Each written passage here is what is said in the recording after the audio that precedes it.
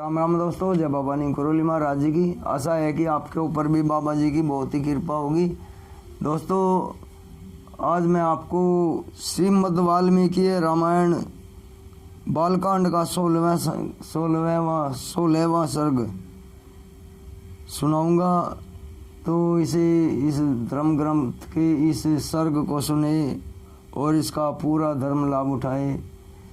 तो ये सर्ग का नाम है दोस्तों, देवताओं का श्री हरि से रावण वध के लिए मनुष्य रूप में अवतीर्ण होने का को कहना। राजा के पुत्रेष्ठी यज्ञ में अग्निकुंड से प्राजापत्य पुरुष का प्रकट होना और खीर अर्पण करना और उसे खाकर रानियों का गर्भवती होना। तदनंतर उन श्रेष्ठ देवताओं द्वारा इस प्रकार रावण वध के लिए नियुक्त होने पर सर्वव्यापी नारायण ने रावण वध के उपाय को जानते हुए भी देवताओं से यह मधुर वचन कहा। देवगण, राक्षस राज रावण के वध के लिए कौन सा उपाय है जिसका आश्रय लेकर मैं ऋषियों के लिए कष्ट करूप उस निशाचर का वध करूं? उनके लिए इस तरह पूछने पर सब देवता उन पर अविनाशी भगवान विष्णु से बोले, प्रभु, आप मनुष्य का रूप धारण करके युद्ध में रावण को मार डालिए। उस शत्रुदमन निशाचर ने दीर्घ काल तक तीव्र तपस्या की थी, जिससे सब लोगों के पूर्वज लोक श्रेष्ठा ब्रह्मा जी उन पर प्रसन्न हो गए। उस पर संतुष्ट हुए भगवान ब्रह्मा ने उस राक्षस को यह वर दिया कि तुम्हें नाना प्रकार के प्राणियों में से मनुष्य के सिवा और किसी से भय नहीं है। पूर्व काल में वरदान लेते समय उस राक्षस ने मनुष्यों को दुर्बल समझकर उनकी अवहेलना कर दी थी। इस प्रकार पितामह से मिले हुए वरदान के कारण उसका घमंड बढ़ गया है। शत्रुओं को संताप देने वाले देव वह तीनों लोकों को पीड़ा देता है और स्त्रियों का भी अपहरण कर लेता है। अतः उसका वध मनुष्य के हाथ से ही निश्चित हुआ है। समस्त जीवात्माओं की वश में रखने वाले भगवान विष्णु ने देवताओं की वह बात सुनकर अवतार काल में राजा दशरथ को ही पिता बनाने की इच्छा की। उसी समय वे शत्रुसूदन महातेजस्वी नरेश पुत्रहीन होने के कारण पुत्र प्राप्ति की इच्छा से पुत्रेष्ठी यज्ञ कर रहे हैं। उन्हें पिता बनाने का निश्चय करके भगवान विष्णु पितामह की अनुमति लेकर देवताओं और महर्षियों से पूजित हो वहाँ से अंतर्धान हो गए। तत्पश्चात पुत्रेष्ठी यज्ञ करते हुए राजा दशरथ के यज्ञ में अग्निकुंड से एक विशालकाय पुरुष प्रकट हुआ। उसके शरीर में इतना प्रकाश था जिसकी कहीं तुलना नहीं थी। उसका बल पराक्रम महान था। उसकी अंग कांति काले रंग की थी। उसने अपने शरीर पर लाल वस्त्र धारण कर रखा था। उसका मुख भी लाल ही था।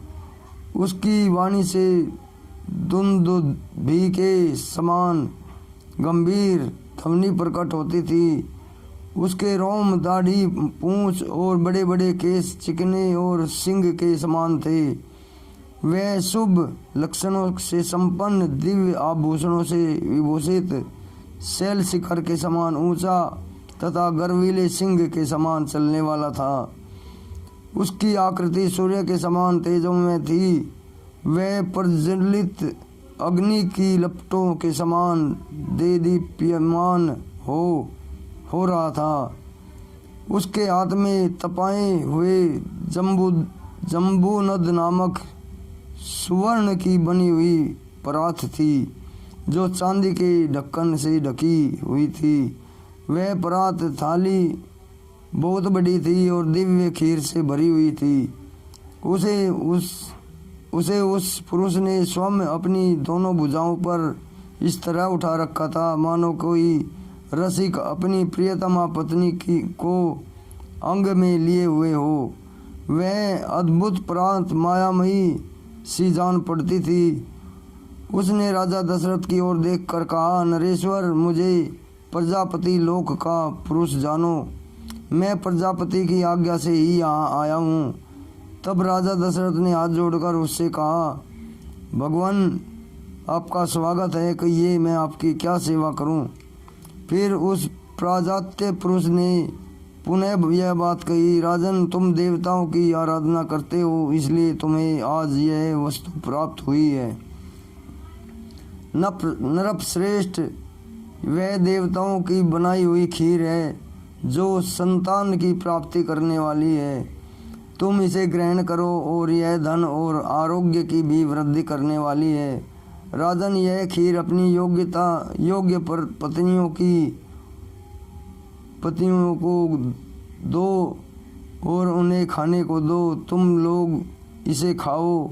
ऐसा करने पर उसके गर्भ में आपको अनेक पुत्रों की प्राप्ति होगी, जिनके लिए तुम यह यज्ञ कर रहे हो। राजा ने प्रसन्नतापूर्वक बहुत अच्छा कहकर उस दिव्य पुरुष की दी हुई देवान्न से परिपूर्ण सोने की थाली को लेकर उसे अपने मस्तक पर धारण किया। फिर उस अद्भुत एवं प्रिय दर्शन पुरुष को प्रणाम करके बड़े आनंद के साथ उसकी परिक्रमा की। इस प्रकार देवताओं की बनाई हुई उस खीर को पाकर राजा दशरथ पर बहुत प्रसन्न हुए, मानो निर्धन को धन मिल गया हो। इसके बाद वह परम तेजस्वी अद्भुत पुरुष अपना वह काम पूरा करके वहीं अंतर्धान हो गया।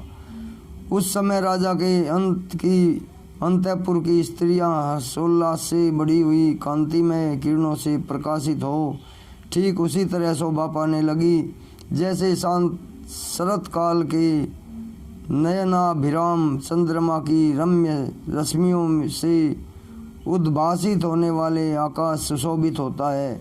राजा दशरथ वह खीर लेकर अंतःपुर में चला गए और कौशल्या से बोले, देवी, यह अपने लिए पुत्र की प्राप्ति कराने वाली खीर ग्रहण करो। ऐसा कहकर नरेश ने उस समय उस खीर का आधा भाग महारानी कौशल्या को दे दिया।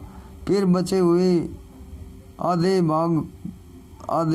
भाग को रानी सुमित्रा को अर्पण किया और उन दोनों को देने के बाद जितनी खीर बची रही उसका आधा भाग तो उन्होंने पुत्र प्राप्ति के लिए उद्देश्यरी के कई को दिया। तत्पश्चात उस खीर की अवशिष्ट आधा भाग था उस अमृतोपन भाग को महाबुद्धिमान नरेश ने कुछ सोच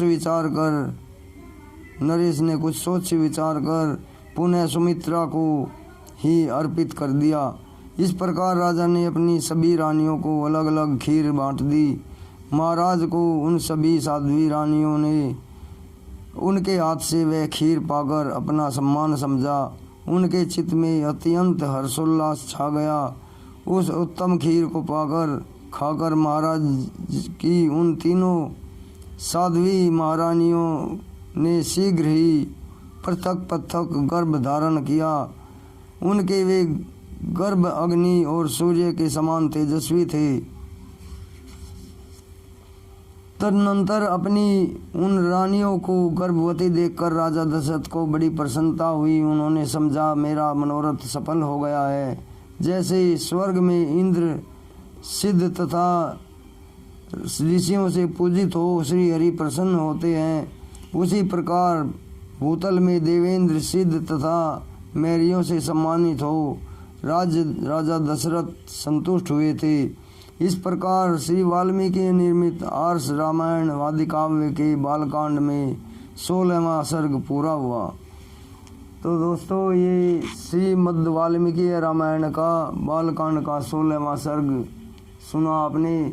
इसे सुने और धर्म लाभ उठाए और आगे भी इसे शेयर करें। दोस्तों, अगर आपने चैनल को सब्सक्राइब नहीं किया है तो चैनल को सब्सक्राइब अवश्य कर लें तो अभी आज्ञा लेता हूँ दोस्तों। जय श्री राम, जय हनुमान जी की, जय बाबा नीम करोली महाराज जी की।